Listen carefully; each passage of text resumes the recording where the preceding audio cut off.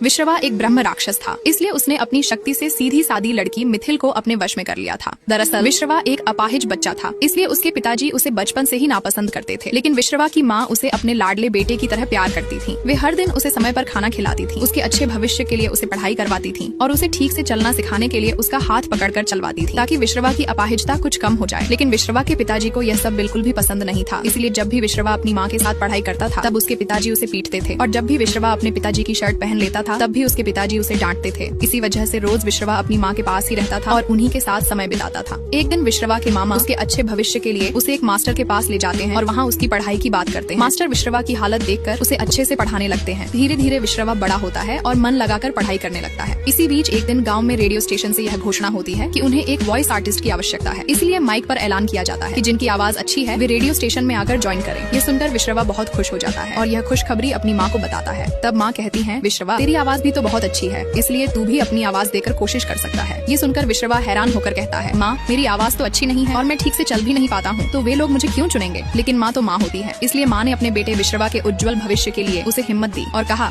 कि वह जाकर अपनी आवाज जरूर दे। अगले ही दिन विश्रवा खुश होकर रेडियो स्टेशन जाता है और अपनी आवाज देता है। जैसे ही रेडियो स्टेशन के अधिकारी उसकी आवाज सुनते हैं उन्हें बहुत पसंद आती है, इसलिए उसी दिन विश्रवा को वॉइस आर्टिस्ट के रूप में चुन लिया जाता है। ये सुनकर विश्रवा बहुत खुश होता है और उसकी माँ भी खुशी के आंसू बहाने लगती है। लेकिन यह खुशी ज्यादा दिनों तक नहीं टिकती। नेक्स्ट पार्ट के लिए लाइक और कमेंट करें।